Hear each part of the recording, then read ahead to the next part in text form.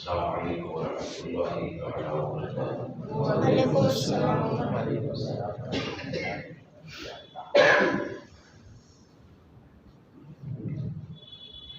الحمد لولیہ والصلاۃ والسلام علی نبیہ اما بعد فاعوذ باللہ من الشیطان الرجیم بسم اللہ الرحمن الرحیم۔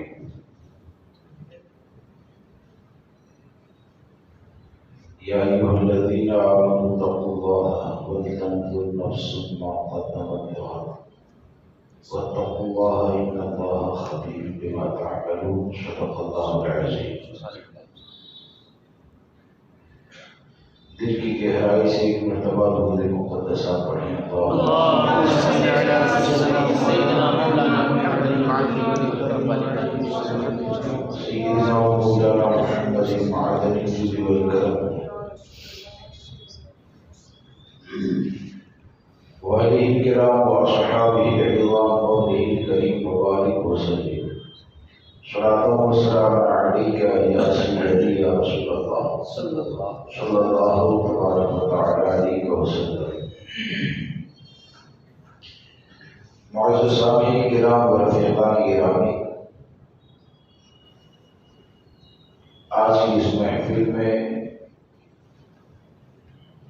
ہم سرکار سیدنا فاروق اعظم رضی اللہ تبارک و تعالیٰ کے حوالے سے چند باتیں عرض کریں گے۔ رب تبارک و تعالیٰ سرکار فاروق اعظم کے صدقے ہمیں ہماری قیامت تک آنے والی نسلوں کو حق پر استقامت عطا فرمائے۔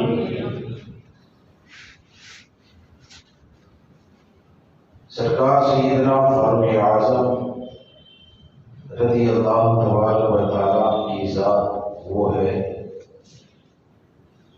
کہ خود امام الانبیاء صلی اللہ تعالیٰ علیہ وسلم نے ارشاد فرمایا ان اللہ وضع الحق علی لسان عمر وقلبہ، کہ اللہ تبارک و تعالیٰ نے عمر کی زبان اور دل پر حق کو جاری فرما دیا۔ اور حقیقت یہ ہے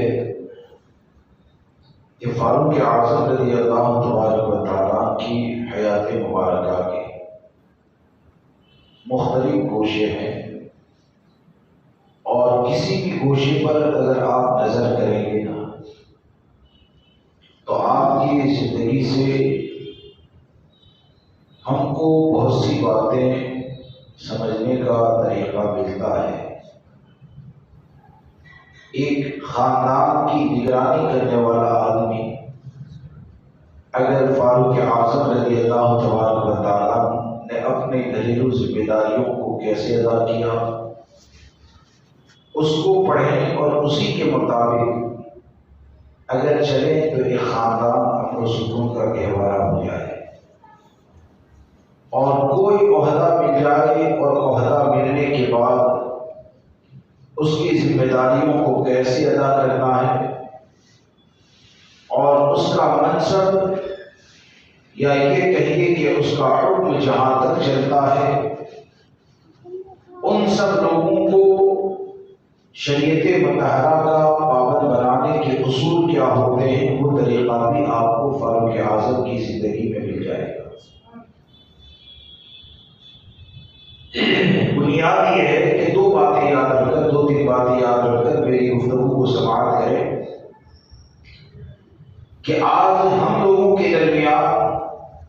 ہزاروں بیماریاں ہیں، اور ہو سکتا ہے ہمارے اندر، میرے میں، آپ میں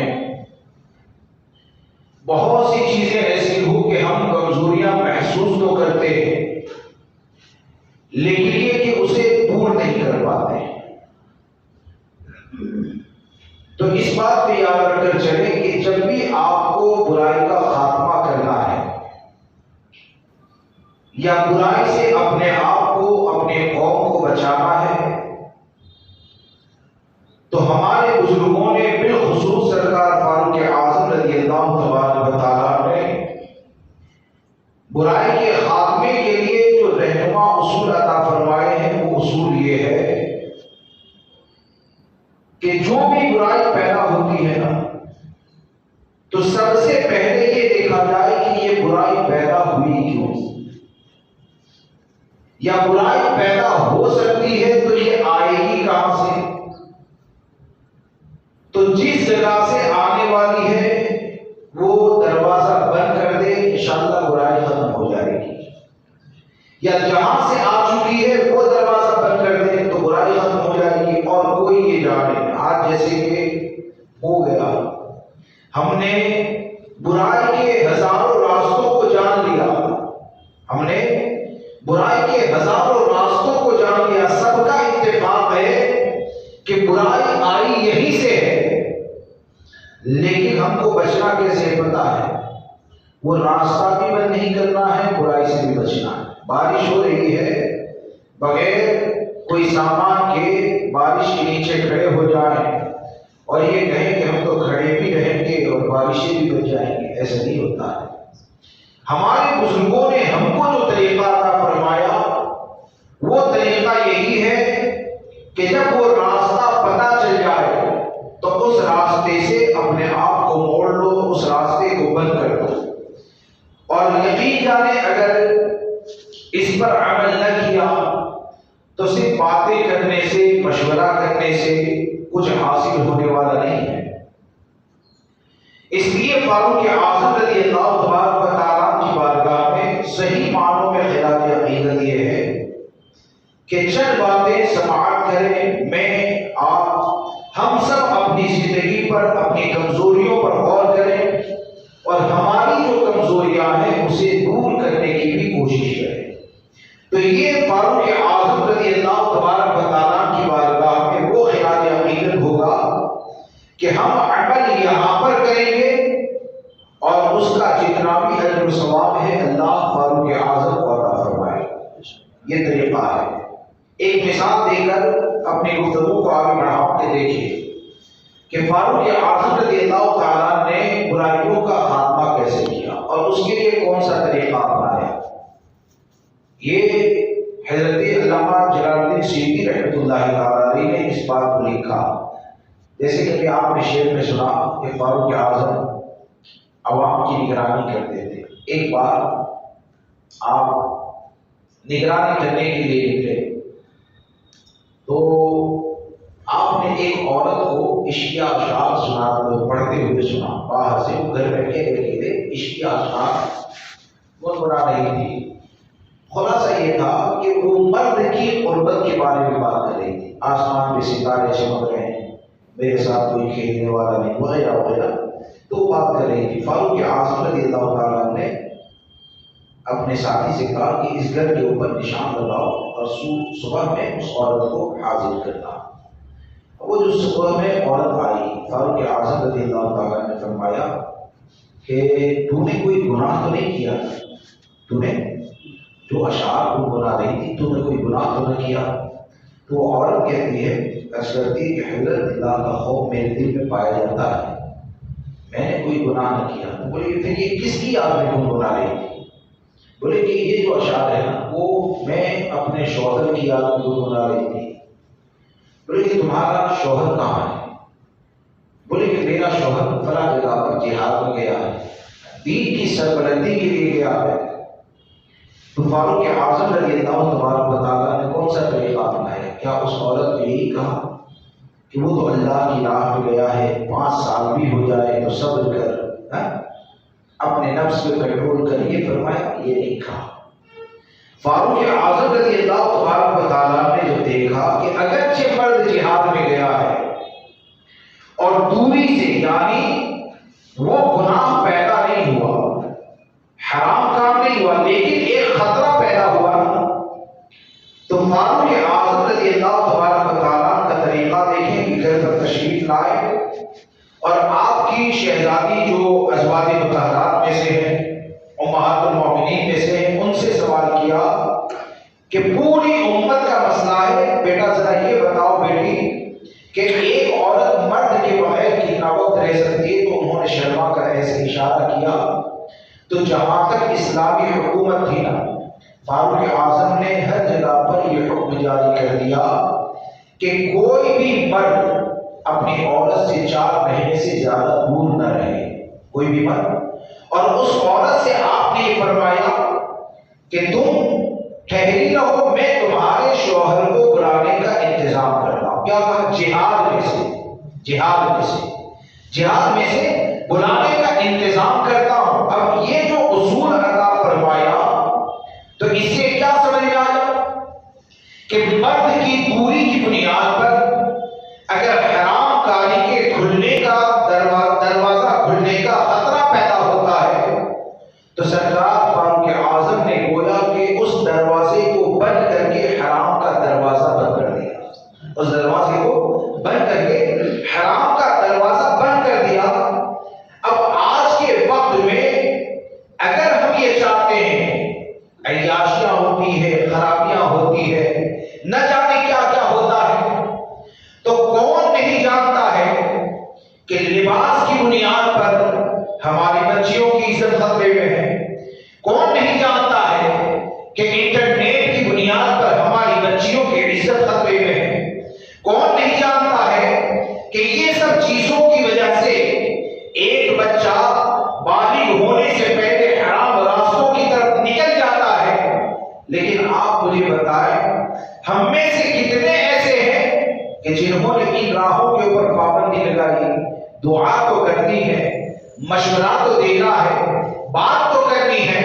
لیکن معاملہ یہ ہے کہ ہم یہ سوچتے ہیں کہ میری بچی تو نیٹ بھی چلائے گی، ویڈیو کال بھی کرے گی، اس کا فیس بک کے اوپر معاملہ بھی ہوگا، لیکن کیا مولانا یہ سمجھتے ہیں کہ میری بچی غلط راستے کی طرف چلی جائے گی؟ آج سوچ کیا بن گئی ہے کہ میرا لڑکا یہ کرتا ہے، کیا مولانا ایسا ہو جائے گا؟ ارے ایسا ہو نہیں جائے گا، بہت کچھ ہو چکا ہے۔ تو اس لیے ہم یہ چاہتے ہیں اپنی نسلوں کی حفاظت کرنا، تو جو راستے برائیوں کے ہیں سب سے پہلے ان برائیوں کے راستے پر پہرا بٹھانا پڑے گا، اور پہرا بٹھائیں گے تو یاد رکھو کہ آپ اپنے گھر میں بھی بیٹھیں گے تو فاروق اعظم کی بارگاہ میں خراج عقیدت ہوگا، اور اگر یہ کام نہ کیے، صرف بات سن کر بھول گئے یا اس کے اوپر عمل کی کوشش نہ کیے تو یقین جانے صحیح معنوں میں خراج عقیدت نہیں ہے۔ اس لیے فاروق اعظم رضی اللہ تبارک و تعالیٰ نے ہم کو ایک روشن اصول جو عطا فرمایا، وہ ایک اصول یہ ہے کہ جہاں سے بھی برائیاں پیدا ہوتی ہے ان برائیوں کا دروازہ بند کریں، ان برائیوں کا راستہ بند کریں۔ اور پھر یہ کہ فاروق اعظم رضی اللہ تبارک و تعالیٰ جب آپ خلافت کی مسند کے اوپر بیٹھے، سرکار صدیق اکبر رضی اللہ تبارک و تعالیٰ نے آپ کا انتخاب کر لیا تھا، کئی صحابہ سے مشورہ کیا، سب نے بہترین کہا، کسی نے صدیق اکبر رضی اللہ تبارک و تعالیٰ کی نگاہ رکھی کہ کس طرح کی کرے گی، کسی نے یہ کہا تھا کیونکہ فاروق اعظم رضی اللہ تعالیٰ کے مزاج میں شدت پائی جاتی تھی۔ آپ نے خود یہ فرمایا، آپ نے خود یہ کہا کہ میں امام الانبیاء، یعنی جب آپ نے خلافت کی مسند پر بیٹھنے کے بعد خطبہ دیا تو لوگ اتنے زیادہ ڈر گئے تھے نا کہ لوگ فاروق اعظم کے خوف سے جمع نہیں ہوتے تھے، جمع ہونا لوگوں نے بند کر دیا تھا کہ جب صدیق اکبر کے زمانے میں ان کی سختی اتنی زیادہ تھی تو اب تو حال پر معاملہ یہ ہے کہ ان کے اوپر کوئی حاکم ہی نہیں ہے، تو اب کیا ہوگا، اب کیا ہوگا؟ تو وہ ڈر گئے تھے۔ تو فاروق اعظم رضی اللہ تعالیٰ نے خطبہ دیا، اس میں کہا تھا کہ اللہ تبارک و تعالیٰ کا شکر ہے کہ میں آقا کریم صلی اللہ تعالیٰ علیہ وسلم کے ساتھ رہا، ان کا غلام، ان کا خادم بن کر، وہ دنیا سے گئے، مجھ سے راضی ہو کر گئے، اور میں ان کے ساتھ تلوار بن کر رہا، مفہوم بتا رہا ہوں، تلوار بن کر رہا۔ جب میرے آقا نے چاہا مجھے نیام میں کر دیا، جب چاہا مجھے نیام سے نکال دیا۔ پھر آپ فرماتے ہیں الحمدللہ میں صدیق اکبر کے ساتھ رہا، صدیق اکبر بھی مجھ سے راضی ہو کر گئے، میں ان کی نرمی کے ساتھ اپنی سختی کو ملاتا رہا، میں ان کی نرمی کے ساتھ اپنی سختی کو ملاتا رہا۔ اب جو لوگ یہ کہتے ہیں نا کہ فاروق کی شدت بڑھ گئی، تو جنہوں نے بھی کہا سچ کہا، کیا کہتے ہیں، جنہوں نے بھی کہا اس نے غلط نہیں کہا، اس نے سچ کہا ہے، لیکن اس سختی ہر کسی کے لیے نہیں ہے۔ بڑے سے بڑا ظالم، بڑے سے بڑا طاقتور اگر کسی غریب کے اوپر ظلم کرے گا، کسی غریب کے اوپر اگر ظلم کرے گا تو فاروق اعظم فرماتے ہیں اس کے رخسار کو زمین پر رکھوں گا، دوسرے رخسار پر اپنا پاؤں رکھوں گا اور مظلوم کا حق دلا کر رہوں گا۔ لیکن یہ کہ جب تم جہاد کے لیے اللہ کی راہ میں نکلو گے تو میری نرمی کا معاملہ یہ ہوگا کہ تمہارے خاندان کی حفاظت کرنے والا بھی میں ہوں، تمہارے خاندان کی حفاظت کرنے والا بھی میں ہوں، اور پوری زندگی آپ کی گواہ ہے۔ ایسا نہیں زبانی دعویٰ، پوری زندگی فاروق اعظم رضی اللہ تبارک و تعالیٰ کی اس بات پر گواہ ہے۔ تو میں یہ عرض کر رہا تھا کہ آج جو ہر قسم کے فساد پیدا ہو رہے ہیں، ہم نے تو یہاں تک سنا ہے کہ دنیا کی کورٹ میں آج کی عدالت کو تو شرعی عدالت نہیں کہہ سکتے، لیکن بنام جو کہا جاتا ہے، اور چند فیصلے کبھی کبھی ایسے ہو جاتے ہیں سالوں میں کہ جس کو دیکھ کر ایسا لگتا ہے کہ یہ فیصلہ اچھا ہوا، یعنی دل کو چھو جاتا ہے۔ علماء یہ کہتے ہیں کہ پوری دنیا کی کورٹ میں آج بھی اگر کچھ اچھے فیصلے اگر ہوتے بھی ہیں نا تو وہ عدالت فاروقی کا ہی سرکار ہے۔ وہ جو کچھ بھی تھوڑا بہت بھی لیا وہ سرکار سیدنا فاروق اعظم رضی اللہ تبارک و تعالیٰ کے نظام سے لیا، تب جا کر یہ کچھ اچھائیاں کر پاتے ہیں۔ یعنی حقیقت تو یہ ہے کہ جس کے پاس جو کچھ بھی بظاہر چند خوبیاں ہیں نا تو وہ ہمارے ہی ٹکڑے ہیں، ہمارے ہی بزرگوں نے عطا فرمائے ہیں۔ افسوس یہ ہے کہ ہم اپنے بزرگوں کی تعلیمات سے دور ہو گئے۔ اب آپ دیکھیں کہ سرکار سیدنا فاروق اعظم رضی اللہ تبارک و تعالیٰ نے جو تعلیم ہم کو عطا فرمائی، تو آج جو خرابیاں پیدا ہوتی ہیں نا تو خرابیاں پیدا ہونے کی ایک وجہ کیا ہے پتہ ہے؟ کہ مثال کے طور پر میں ایک باپ ہوں، تو میں باپ تو بن گیا، لیکن میرا منصب اور میری ذمہ داری کیا ہے مجھے پتا نہیں۔ گھر کے اندر بچہ پیدا تو ہو گیا، وہ بچے کو یہ پتا نہیں کہ باپ سے مجھے کیا دینا ہے اور کیا دینا ہے۔ ایک مسجد میں اگر کوئی متولی بن گیا تو بن تو گیا، لیکن جو بننے والا ہے تو اس کی ذمہ داریاں شریعت نے کیا مقرر کی ہے وہ اسے پتا نہیں ہے، اور عوام ان سے کیا حق لیں کیا حق دیں وہ پتا نہیں ہے۔ اسی طرح آپ دوسرے منصب کے بارے میں دیکھیں گے نا، یعنی ایک دم اندھی تقلید کی طرح معاملہ ہو گیا۔ عہدہ مل گیا تو کہتے ہیں فلاں کو یہ عہدہ مل گیا، ارے بھائی کس بنیاد پر دیا؟ نہ پبلک جواب دے پائے گی نہ عہدے والا جواب دے پائے گا۔ یا یہ ہو جاتا ہے کہ عہدہ کسی کو اگر دے بھی دیا گیا تو عہدہ اٹھانے والا، ذمہ داری اٹھانے والا وہ تو اچھا ہے، لیکن اسے اس راہ کے بارے میں علم ہی نہیں ہے تو وہ ٹھوکریں کھاتا ہے۔ لیکن فاروق اعظم رضی اللہ تبارک و تعالیٰ نے جو نظام قائم فرمایا تھا نا، قسم خدا کی اگر آج بھی ہم اپنے گھر میں،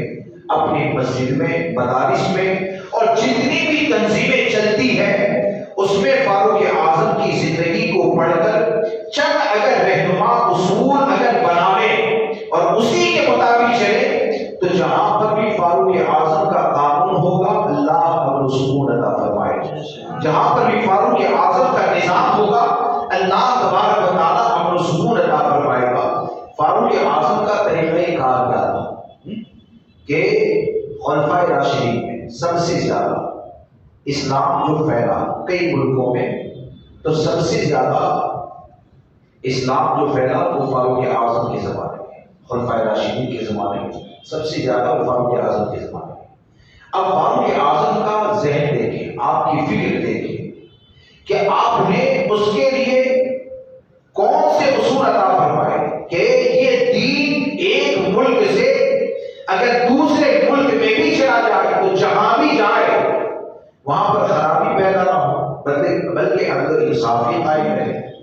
شریعت مطہرات کا حکم نافذ رہے۔ تو آپ تو مدینہ منورہ میں رہتے تھے، تو آپ نے کون سا نظام بنایا؟ آپ نے سب سے پہلے تو جن کو جہاں کا گورنر بناتے تھے، آج دنیا سے تقریباً یہ چیزیں غائب ہوتی جا رہی ہیں. جس کو یہاں کا ذمہ دار بناتے تھے نا تو ایک تحریر لکھی ہوتی تھی اور عوام کو جمع کرنے کے بعد اس تحریر کو پڑھ کر سنایا جاتا کہ بھائی اس کو فلاں علاقے کا ذمہ دار بنایا جاتا ہے اور اس کی ذمہ داریاں کیا. آج تو ہو یہ گیا کہ عہدہ جیسے ہی ملا اس کا ڈر پیدا ہو جاتا ہے. اب میرے ساتھ یہ کچھ بھی کر سکتا ہے, اب میرے ساتھ یہ کوئی بھی ظلم کر سکتا ہے, یہ خطرہ پیدا ہو جاتا ہے. اور ہوتا ہے ایسا خطرہ, ویسے ہی نہیں ایسا ہوتا ہی ہے. لیکن فاروق اعظم رضی اللہ تبارک و تعالی جب کسی کو کوئی منصب یا عہدہ دیتے کہ یہ فلاں علاقے کا گورنر ہے, حاکم ہے, تو اس میں لکھا ہوتا, عوام کو درمیان پڑھ کر سنایا جاتا. اور آپ کیا فرماتے, لکھا اس میں ہوتا کہ اے لوگوں, میں نے ان کو تمہارے اوپر حاکم بنایا ہے, تو حاکم اس لیے نہیں بنایا ہے کہ تمہارے مال کو غصب کر لیں,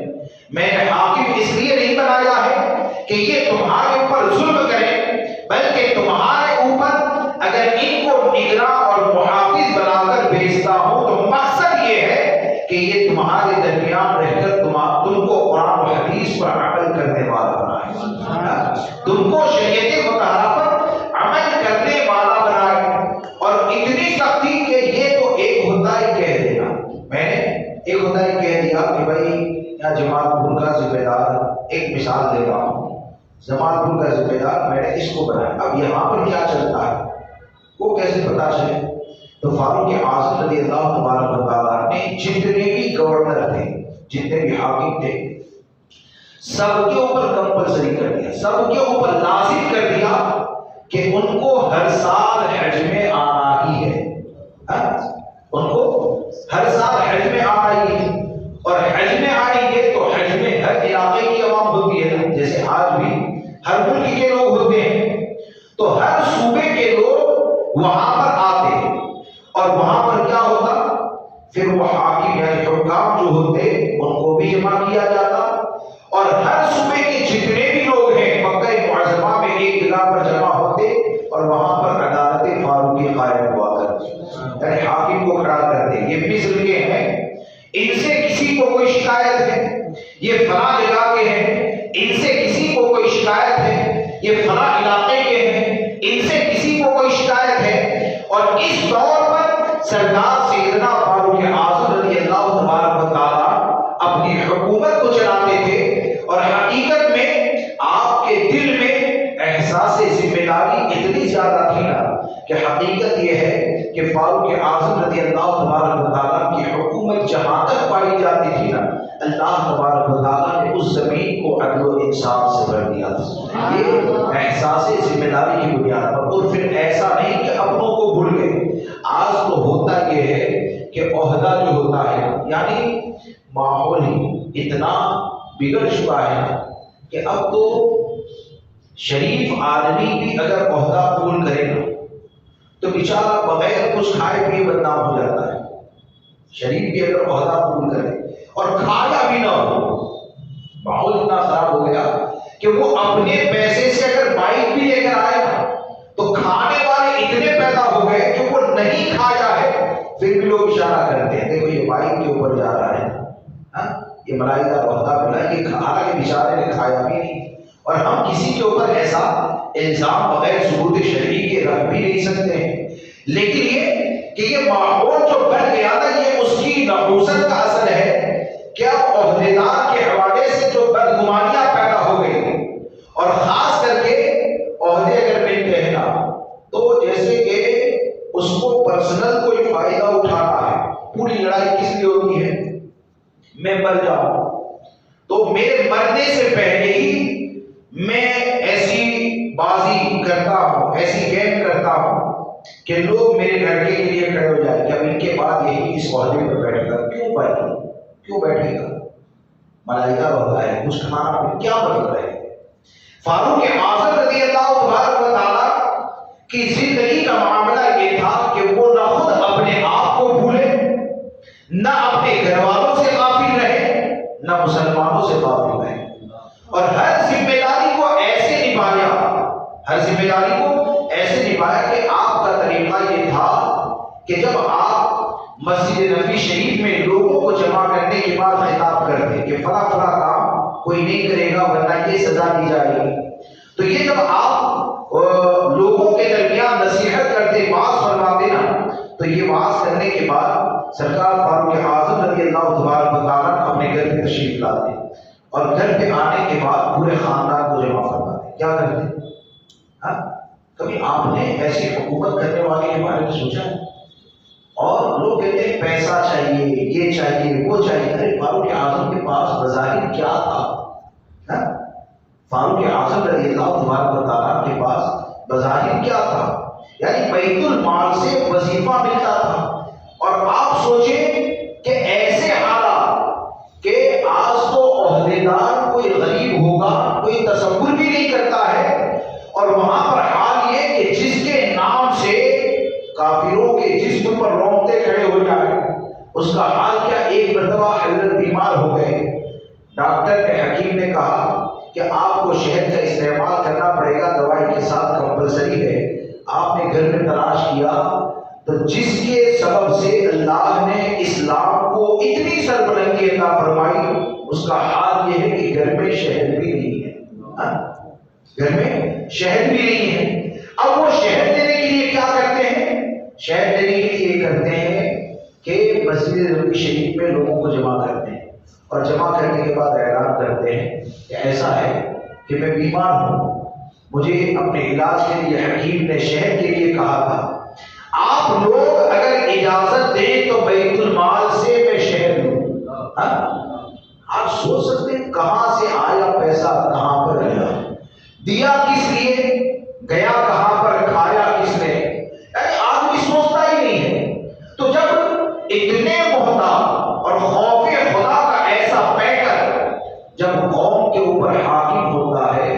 تو امن و سکون نہیں تو کیا فساد پیدا ہوگا. یقیناً زمین امن و سکون سے بھر جاتی ہے. تو یعنی آپ اتنے زیادہ محتاط ہیں. تو میں کیا عرض کر رہا تھا، فاروق اعظم رضی اللہ تبارک و تعالیٰ جب بھی آپ واعظ و نصیحت فرماتے تو ایسے نہیں کہ دوسروں کو کہہ دیا اور گھر والوں کو کچھ نہیں کہا. ارے صحیح طریقہ تو یہی ہے کہ آپ کا جتنا حق بنتا ہے کہ میں آپ کو واعظ و نصیحت کروں، تو حقیقت تو یہی ہے نا کہ آپ لوگوں سے زیادہ تو میرے بچے کا حق بنتا ہے کہ اس کو نصیحت کروں، اس سے زیادہ تو میرے گھر والوں کا حق بنتا ہے کہ ان کو شریعت کے بارے میں بتاؤں، کیونکہ سب سے قریبی وہی ہے. تو سب سے قریبی کو پہلے بچایا جائے گا، دوسروں کو بعد میں بچایا جائے. تو آپ کا طریقہ یہ تھا کہ آپ جمعہ میں واعظ و نصیحت کرتے، پھر خاندان والوں کو جمع کرتے اور آپ ارشاد فرماتے کہ سنو، میں لوگوں کو فلاں فلاں کام سے منع کر کے آیا ہوں، لہذا تم بھی ان کاموں سے پرہیز کرنا. کیونکہ لوگوں کی نظر، جب میں نے لوگوں کو منع کیا ہے تو لوگوں کی نظر تمہارے اوپر ایسے ہی رہتی ہے جیسے کہ ایک پرندے کی نظر گوشت پر ہوتی. لہذا یاد رکھنا، لوگوں کو جن کاموں سے منع کیا اگر تم نے کر لیا تو لوگوں کو جتنی سزا دی جائے گی اس سے ڈبل تم کو دی جائے گی. لوگوں کو جتنی سزا دی جائے گی اس سے ڈبل یہ تم کو سزا دی جائے گی. کیا سمجھ میں آیا کہ سرکار سیدنا فاروق اعظم رضی اللہ تبارک و تعالیٰ نے ایک ایسا نظام پیدا فرمایا، اور سرکار صدیق اکبر رضی اللہ تبارک و تعالیٰ نے بالکل سچ فرمایا تھا کہ جب کسی نے کہا تھا کہ حضرت آپ کی حیات میں ان کی شدت کا یہ حال ہے تو آپ حضور کی امت پر ان کو نگراں نگہبان خلیفہ بنا کر جا رہے ہیں، تو اللہ تبارک و تعالیٰ کی بارگاہ میں کیا جواب دیں گے. تو اس وقت صدیق اکبر نے کہا تھا کہ اگر میرے رب نے مجھ سے اس بارے میں سوال کیا تو میں میرے رب کی بارگاہ میں عرض کروں گا کہ یا الہ العالمین، میں نے اسی کو تیری محبوب کی امت کا نگہبان بنایا ہے جو تیرے محبوب کی امت میں سب سے زیادہ فضیلت والا ہے، سب سے زیادہ تقوی والا ہے. یہ فاروق اعظم رضی اللہ تبارک و تعالیٰ ہے. اور پھر عملی طور پر اگر آپ کی زندگی کو دیکھیں تو آج ہوتا یہ ہے کئی جگہ کے اوپر کہ بھائی خاندان والے ہیں تو ٹرسٹ میں بھی بہت کچھ آزادیاں پیدا ہو جاتی ہے، تنظیم میں بھی بہت کچھ آزادیاں پیدا ہو جاتی ہے، اور وہ یہ سمجھتے ہیں کہ ہم اپنی اولاد کے ساتھ خیر خواہی کرنے والے ہیں،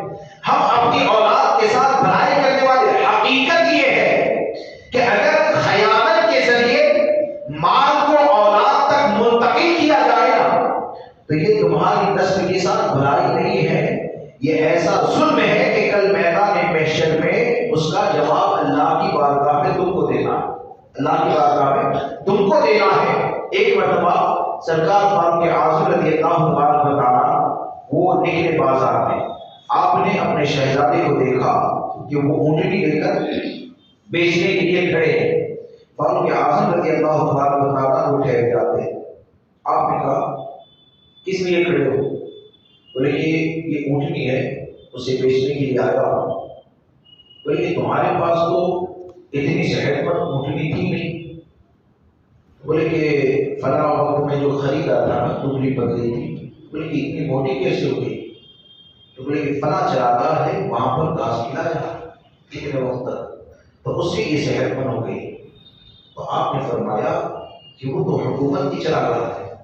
کیا فرمایا؟ وہ تو حکومت کی چراگاہ ہے، یعنی بیت المال کا حصہ ہے، یہ تو اس کے اوپر پوری امت کا حق ہے۔ تو بولے کہ کیا یہ چراگاہ اس لیے ہے کہ فاروق اعظم کا لڑکا اس کے اندر اپنے اونٹ کو چرائے؟ اس لیے ہے؟ آپ وہیں پر کھڑے رہ کر اس اونٹنی کا سودا کرتے ہیں اور اس کو بیچنے کے بعد کمزور اونٹنی کی جو قیمت ہے نا وہ آپ نے اپنے لڑکے کو عطا فرمائی اور باقی جو بچا تھا مال اسے بیت المال میں داخل فرمایا۔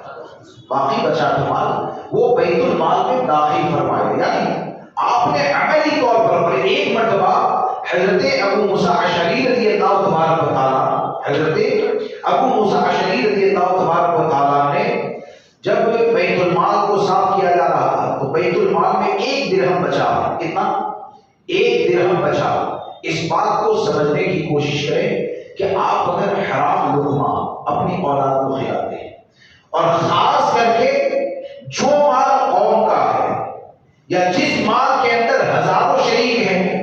یا جس مال کو دین و سنیت کی ترقی کے لیے جمع کیا جاتا ہے، اگر اس مال کو آپ اولاد میں منتقل کریں گے نا تو یہ اولاد کے اوپر رحم نہیں ہے، یہ اتنا بڑا ظلم ہے کہ میدان محشر میں تمہارے لیے بھی ذلت ہے، تمہاری نسل کے لیے بھی ذلت ہے۔ تو حضرت ابو موسیٰ اشعری نے ایسے بیت المال میں جھاڑو لگایا تو 1 درہم اس میں بچا ہوا تھا۔ فاروق اعظم کے شہزادے وہاں سے گزر رہے تھے، چھوٹے بچے وہاں سے گزر رہے تھے تو بلا کر ایسے دے دیا، بولے کہ لو یہ رکھو۔ اب فاروق اعظم نے دیکھا کہ شہزادے کے پاس 1 درہم ہے۔ آج تو ہوتا ہی ہے نا، کسی پیسہ آنا چاہیے، پیسہ آنا چاہیے۔ باپ لڑکی کو خرچ کے لیے 50 روپیہ دیتا ہے اور لڑکی 15,000 کا موبائل لاتی ہے، ارے پیسہ آیا نا۔ یہ سوال نہیں ہوتا ہے کبھی کہ بیٹا 500 دیا تھا، 50 دیا تھا، اتنا مہنگا آیا کہاں سے؟ آج حال یہ ہو گیا لڑکے کے پاس پیسہ آنا چاہیے، رات میں کما کر آیا، کہاں سے آیا؟ بس پیسہ دکھا سکون مل گیا، پیسہ دکھا سوچتا ہے میرا بیٹا ترقی کر رہا ہے، میری لڑکی ترقی کر رہی ہے۔ یہ ہمارے بزرگوں کا جو طریقہ تھا نا تو پیسے کی چمک سے وہ مرعوب نہیں ہو جاتے تھے، بلکہ ان کو اپنی نسل کی فکر اتنی زیادہ تھی کہ کہیں یہ مال غلط طریقے سے آ گیا تو میں اپنے بچے سے اتنی زیادہ محبت کرتا ہوں تو کہیں ایسا نہ ہو کہ میدان محشر میں میرا بچہ ذلیل ہو جائے، کہیں ایسا نہ ہو کہ قبر میں وہ پریشان ہو جائے، تو وہ دنیا سے زیادہ اپنی اور اپنی نسل کی قبر و حشر کی فکر کیا کرتے تھے۔ تو فاروق اعظم رضی اللہ تعالیٰ نے 1 درہم جب دیکھا تو آپ نے اپنے شہزادے سے پوچھا بیٹا یہ درہم آیا کہاں سے؟ تو شہزادے نے بتایا کہ اس طرح حضرت ابو موسیٰ اشعری نے مجھے دیا۔ آپ فوراً اس درہم کو لیتے ہیں اور حضرت ابو موسیٰ اشعری کے پاس جاتے ہیں اور جانے کے بعد کہا اے ابو موسیٰ ذرا یہ بتاؤ پورے مدینہ منورہ میں میرے لڑکے سے زیادہ تم کو کوئی غریب نظر نہیں آیا؟ پورے مدینہ منورہ میں میرے لڑکے سے زیادہ تم کو کوئی غریب نظر نہیں آیا؟ اور کیا تم میرے بارے میں یہ چاہتے ہو، میرے بارے میں یہ سوچ رکھتے ہو کہ اس 1 درہم کے بدلے کل میدان محشر میں پوری امت کا سوال مجھ سے کیا جائے؟ لڑکے کا نہیں، پوری امت کا۔ کیوں کہ بیت المال ہے تو وہ امت کا ہے، تو چاہے 1 روپیہ جائے، چاہے 1000 روپیہ جائے، چاہے 25,000 روپیہ جائے، جتنے لوگوں کے حوالے سے اس مال کو جمع کیا گیا ہے تو حقیقت یہ ہے کہ وہ 1 روپیہ بھی تمہارے لیے سب لوگوں کے سوال کا ذریعہ ہو سکتا ہے۔ تو فاروق اعظم رضی اللہ تبارک و تعالیٰ نے اس مال کو واپس دے دیا۔ تو ان چیزوں سے ہم کو یہ سمجھ میں آتا ہے کہ آج جو ہماری پریشانیوں کا ذریعہ ہے، آج جو ہماری بے چینی کا ذریعہ ہے، یا خاندان میں، محلے میں، علاقے میں جہاں کہیں فساد پیدا ہوتا ہے،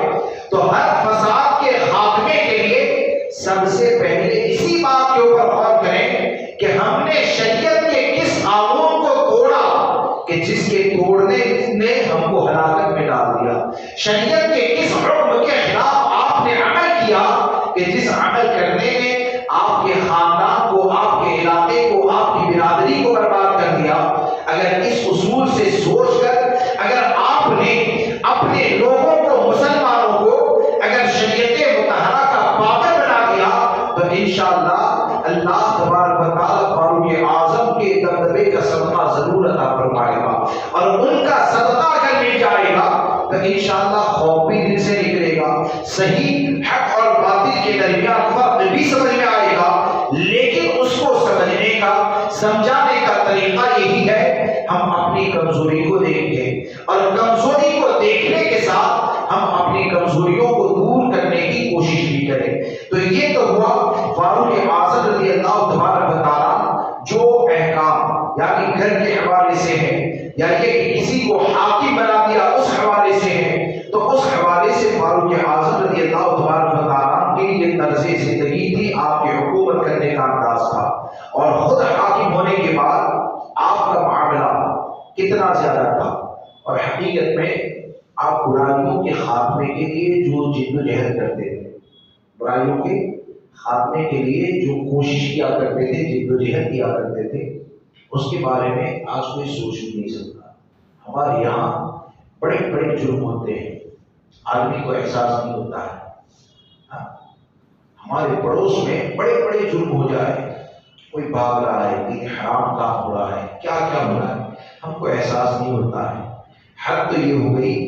کہ ہمارے دل سے درد اس طور پر ختم ہو گیا کہ دوسروں کا تو جانے دے، اب تو حال یہ ہو گیا کہ صبح میں بہت سے لوگ ایسے ہو گئے، صبح میں اگر بہن کے بارے میں پتہ چل جائے کہ وہ غلط راہ کی طرف جا رہی ہے، باپ کو پتہ چل جائے، رات میں نیند بھی آ جاتی اور کوئی طریقہ بھی اپناتے ہیں۔ یہ ہمارا حال ہے۔ اور فاروق اعظم رضی اللہ تعالیٰ یعنی تعجب ہوتا ہے کہ اللہ تبارک و تعالیٰ نے آپ کو کیسا درد عطا فرمایا۔ آج کوئی اس کے بارے میں سوچ بھی نہیں سکتا ہے کہ برائیوں کے خاتمے کے لیے آپ کتنی کوشش کرتے تھے کہ جب آپ کی شہادت کا وہ قریب آیا، یعنی آپ کے اوپر جب حملہ ہوا اور آپ کے اوپر وار ہونے کی بنیاد پر آپ کا شکم مبارک یہ کٹ گیا تھا، یعنی آنکھ وغیرہ جو ہے وہ کٹ گئی تھی، اور آج کی طرح تو ٹیکنالوجی تھی نہیں کہ اس طرح آپریشن کریں، یہ کریں۔ تو ایسے وقت میں کہ جب آپ کو کھجور کا شربت بھی اگر پلایا جاتا تو یہ پیٹ کے ذریعے وہ باہر آ جاتا۔ اب اتنی تکلیف میں ہم کسی کو کچھ نصیحت کر سکتے ہیں، سوچ سکتے ہیں؟ میری بات نہیں سکتے، یعنی ایسی تکلیف ہے، اور کسی کو غلط کرتے ہوئے دیکھا تو ہم نصیحت کر سکتے؟ ارے ہماری کنڈیشن تو ایسی ہے کہ ہم کو پتا چل جائے، ہماری کنڈیشن ایسی کہ ہم کو پتا چل جائے کہ فلاں جگہ پر نصیحت کرنے سے 4 مخالف ہو جائیں گے تو وہاں پر آدمی خاموش ہو جاتا ہے، کیونکہ مخالفت برداشت نہیں کر پاتا ہے۔ اور وہاں پر حال و معاملہ کیا ہے کہ ایسی کنڈیشن میں کہ اگر شربت پلایا جاتا ہے اور پیٹ سے باہر آ جاتا ہے، ایسے وقت میں ایک نوجوان آپ کی عیادت کے لیے آیا اور اس کی تہبند کو آپ نے دیکھا، لنگی کو آپ نے دیکھا زمین کے ساتھ لگی ہوئی ہے، تو ایسے وقت میں فاروق اعظم رضی اللہ تبارک و تعالیٰ اتنی تکلیف میں بھی ارشاد فرماتے ہیں، یا ابن اخی ارفع ثوبک فإنه ألقى لثوبك وأتقى لربك، اے میرے بھتیجے اپنے کپڑے کو ٹخنوں سے اوپر کر لے، اگر تو ایسا کرے گا تو تیرا کپڑا پیدا ہونے سے بھی بچ جائے گا اور اللہ کے متقی بندوں میں شامل ہو جائے گا۔ ایسے وقت میں بھی برائی کے خاتمے کا اتنا زیادہ قوم کا ڈر کہ مسلمان کسی بھی طرح غلط کاموں سے بچ جائے، برائیوں سے بچ جائے، یہ فاروق اعظم رضی اللہ تبارک و تعالیٰ کا مزاج تھا۔ ویسے ہی آپ نے نہیں کہا تھا، آپ نے اپنی حکومت میں میدان عمل کے وہ آدمی کہ آپ نے اپنی حکومت میں ویسے ہی نہیں کہا تھا کہ میری حکومت میں اگر بیت المال کا کوئی اونٹ دجلے فرات کے اوپر اگر ہلاک ہو جائے تو فاروق کو ڈر لگتا ہے کہ کہیں میدان محشر میں اس اونٹ کے بارے میں مجھ سے سوال نہ کیا جائے۔ ایسے ہی ڈر نہیں تھا، یعنی واقعی میں پریکٹیکل طور پر آپ ایسے میدان عمل کے آدمی تھے کہ آپ کی زندگی میں یہ ملتا ہے کہ آپ امیر المؤمنین ہیں، آپ امیر المؤمنین ہیں جس کا حال یہ کہ ہزاروں لوگوں نے چہرہ دیکھا نہیں اور نام میں اتنا دبدبا کہ نام سنے اور رونگٹے کھڑے ہو جائے۔ چہرہ دیکھا نہیں، نام سنے اور رونگٹے کھڑے ہو جائے، یہ حال، لیکن آپ لوگوں کی نگرانی اور لوگوں سے آپ کی مسلمانوں کے ساتھ ہمدردی کا حال کیا پایا جاتا تھا۔ یہ طبرانی کے اندر یہ واقعہ لکھا ہوا ہے، طبرانی میں یہ واقعہ لکھا ہوا ہے کہ ایک مرتبہ آپ مسلمانوں کی نگرانی کے لیے نکلے تو آپ ایک جگہ پر پہنچے تو آپ نے دیکھا آپ کے خادم حضرت اسلم رضی اللہ تبارک و تعالیٰ ان کو ساتھ لے کر آپ نکلے تو دیکھا کہ ایک جگہ پر بچہ بہت زیادہ رو رہا ہے، چھوٹا بچہ، اور ڈیگچی میں پتیلی میں کچھ بن رہا ہے، آگ نیچے جل رہی ہے تو بچہ بہت رو رہا تھا۔ تو آپ نے اس عورت سے کہا یہ بچہ کیوں رو رہا ہے، کیا بن رہا ہے؟ تو اس عورت نے کہا کہ اصل میں معاملہ یہ ہے کہ کھانے کا کوئی سامان ہے نہیں، اس برتن میں میں نے پانی ڈالا ہے اور بس پانی ڈال کر بچے کو بہلا رہی ہوں، کسی طرح روتے روتے یہ سو جائے۔ اور پھر فاروق اعظم رضی اللہ تبارک و تعالیٰ کے حوالے سے اس نے شکایت کی کہ امیر المومنین فاروق اعظم ہے۔ فاروق اعظم ہی سے وہ شکایت کری، جانتے نہیں ہے کہ یہ خود ہے، وہ امیر المومنین ہے اور ہمارے حال کی خبر نہیں۔ تو فاروق اعظم رضی اللہ تعالیٰ اس عورت سے کہتے ہیں ہو سکتا ہے کہ امیر المومنین کو تمہارے حالات کا علم نہ ہو۔ اس عورت نے جواب میں کہا کہ جو ہمارے حالات کا علم نہیں رکھتا ہے اسے امیر المومنین کیوں بننا چاہیے؟ جو ہمارے حالات کا علم نہیں رکھتا ہے تو وہ کیوں امیر المومنین بنے ہیں تو ہمارے حالات کا علم رکھیں۔ فاروق اعظم رضی اللہ تبارک و تعالیٰ بیت المال کے اندر جاتے ہیں حضرت اسلم کو لے کر، آپ کے خادم کو لے کر، اور وہاں سے غلہ وغیرہ کھانے کا سامان وغیرہ دیا اور کہا کہ میری پیٹھ کے اوپر ڈال دو۔ حضرت اسلم وفادار تھے، کہا کہ حضرت اس کو میں اٹھا دیتا ہوں۔ پھر آپ نے کہا میری پیٹھ پہ ڈال دو، پھر وہ کہتے اٹھاتا ہوں۔ تیسری بار کہ آپ نے یہ کہا اور حضرت اسلم جب ضد کرنے لگے نا تو آپ نے ارشاد فرمایا یہاں پر تو تم بوجھ کو اٹھا لو گے، کیا فاروق کا بوجھ میدان محشر میں بھی اٹھا پاؤ گے؟ فاروق کا بوجھ میدان محشر میں بھی اٹھا پاؤ گے؟ میری پیٹھ کے اوپر ڈالو، اور پیٹھ کے اوپر ڈال کر آپ لے گئے۔ حضرت اسلم کہتے ہیں طبرانی کے اندر لکھا ہے کہ میں نے خود یہ دیکھا کہ فاروق اعظم رضی اللہ تبارک و تعالیٰ اس عورت کو چولہا جلانے میں مدد کر رہے ہیں، اور میں نے خود اپنی نظروں سے دیکھا کہ آگ سے جو دھواں نکل رہا ہے نا وہ فاروق اعظم کی داڑھی مبارک کے درمیان سے نکل رہا ہے۔ یہاں تک کہ کھانا ہوا، فاروق اعظم نے کھلایا، بچہ سو گیا، تو وہ عورت یہ کہتی ہے کہ میں اللہ کی بارگاہ میں دعا کرتی ہوں کہ امیر المومنین تو آپ کو ہونا چاہیے، امیر المومنین تو آپ کو ہونا چاہیے۔ تو فاروق اعظم رضی اللہ تعالیٰ فرماتے ہیں کہ اگر تو امیر المومنین کے دربار میں آئے گی تو انشاءاللہ وہاں پر مجھے ضرور پائے گی، وہاں پر اگر آئے گی تو مجھے دربار میں ضرور پائے گی۔ اور آپ سوچیں کہ یہ سردار فاروق اعظم رضی اللہ تبارک و تعالیٰ کا طریقہ ہے کہ آپ عہدے کے اوپر فائز ہونے کے بعد آپ اتنا زیادہ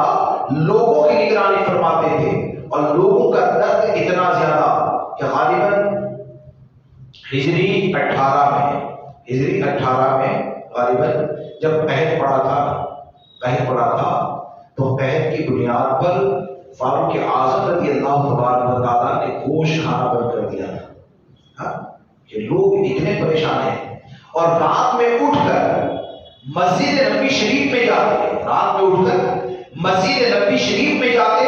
اور روزانہ مسجد نبوی شریف میں جا کر اللہ تبارک و تعالیٰ کی بارگاہ میں دعا کرتے تھے یا الہ العالمین میرے ہاتھ سے، یعنی میرے زمانے میں نبی اکرم صلی اللہ تعالیٰ علیہ وسلم کی امت کو عہد سے ہلاک نہ فرما،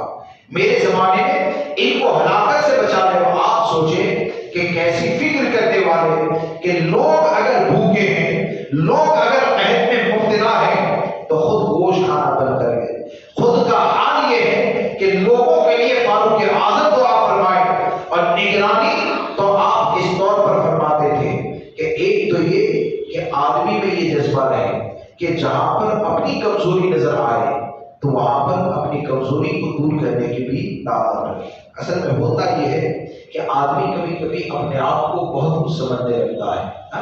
اپنے آپ کو بہت کچھ سمجھنے لگتا ہے، یا یہ ہوتا ہے کہ اپنے ماضی کو بھول جاتا ہے۔ جو ماضی کو بھول جائے نا، ہمارے بزرگوں نے یہ طریقہ نہیں بتایا۔ فاروق اعظم رضی اللہ تبارک و تعالیٰ وہ خود آپ کے حوالے سے آتا ہے کہ جب آپ حج کے لیے جاتے تھے خلافت کی مسند کے اوپر بیٹھنے کے بعد، تو خلاصہ بتاؤ، جب آپ اس جگہ سے گزرتے تھے کہ جس جگہ پر آپ اپنے باپ کی بکریاں چرانے کے لیے آتے تھے، باپ کی بکریاں چرانے کے لیے آتے تھے نا، تو اس جگہ کو دیکھ کر فاروق اعظم فرماتے تھے میرا باپ خطاب ہے نا، وہ بہت سخت تھا، اس کی بکریاں لے کر میں یہاں پر چرانے کے لیے آتا تھا، وہ مجھے مارتا تھا، یہ کرتا تھا۔ اللہ تبارک و تعالیٰ کا شکر ہے کہ آج معاملہ یہ ہے کہ روئے زمین پر اللہ تبارک و تعالیٰ کے علاوہ میرے اوپر کوئی حاکم نہیں ہے۔ یہ اللہ نے مجھے مقام عطا فرمایا، اللہ نے میرے اوپر فضل فرمایا کہ مسلمانوں کے اوپر مجھے حاکم بنایا۔ لیکن یہ کہ حاکم بن گئے لیکن اپنے ماضی کو نہیں بھولے ہیں۔ اگر ماضی کو نہیں بھولو گے تو آدمی عہدہ ملنے کے بعد بھی تکبر سے بچ جاتا ہے، عہدہ ملنے کے بعد بھی بہت سی خرابیوں سے بچ جاتا ہے، اور صحیح معنوں میں لوگوں کے ساتھ عدل و انصاف کر پاتا ہے۔ ایک مرتبہ فاروق اعظم رضی اللہ تبارک و تعالیٰ نگرانی کے لیے نکلے، غالباً حضرت عبداللہ کو لے کر، تو نگرانی کے لیے نکلے تو باہر سے قافلہ اگر کوئی آتا تھا اور مدینہ منورہ کے 5 منٹ ٹھہرے تو ایسا ہوتا تھا کہ باہر سے قافلہ آنے والا کہیں پر جا رہا ہے تو نگرانی کے لیے کئی بار فاروق اعظم خود تشریف لے جاتے تھے۔ تو جب آپ نگرانی کے لیے گئے تو ایک بچے کی رونے کی آواز آتی ہے، وہ بچے کی رونے کی آواز آئی تو سرکار فاروق اعظم رضی اللہ تعالیٰ نے عورت سے کہا یہ بچہ اتنا زیادہ روتا ہے، اس کو چپ کرو۔ پھر تھوڑی دیر ہوئی، آپ نے دیکھا بچہ چپ نہیں ہو رہا ہے، پھر آپ نے سخت جملوں کے ساتھ کہا کہ اس بچے کو چپ کیوں نہیں کرتی ہو؟ تو وہ اس عورت نے کہا کہ ہم کو مجھے بچہ رونا اچھا نہیں لگتا ہے، لیکن کیا کریں کہ امیر المؤمنین کی طرف سے یہ حکم ہے کہ بچہ جب دودھ چھوڑے گا تب اسے بیت المال میں سے بچے کو وظیفہ دیا جائے گا۔ اب میں یہ کوشش کر رہی ہوں کہ یہ بچہ دودھ چھوڑ دے تاکہ اس کے نام کے اوپر بیت المال سے وظیفہ ملے۔ فاروق اعظم رضی اللہ تبارک و تعالیٰ فوراً واپس آتے ہیں اور فجر کی نماز کے بعد آپ نے سب سے پہلا جو اعلان فرمایا وہ اعلان کیا تھا؟ وہ اعلان یہ تھا کہ آج سے میری طرف سے یہ اعلان کیا جاتا ہے کہ کسی کے بھی گھر میں بچہ پیدا ہوگا تو پیدا ہوتے ہی اسے وظیفہ دے دیا جائے گا، پیدا ہوتے ہی اسے وظیفہ دے دیا جائے گا۔ نہ جانے میری وجہ سے کتنے بچے پریشان ہوئے ہوں گے، میری وجہ سے کتنی عورتیں پریشان ہوئی ہوگی، تو آپ اپنے پورے حکم کو منسوخ کر دیتے ہیں اور یہ اعلان فرماتے ہیں۔ تو یہ سرکار سیدنا فاروق اعظم رضی اللہ تبارک و تعالیٰ کی ذات ہے۔ اب یہ تو ہو گیا فاروق اعظم رضی اللہ تبارک و تعالیٰ کا عوام کی نگرانی کرنا، یا یہ کہیے کہ عوام کے حوالے سے ذمہ داریوں کو ادا کرنا۔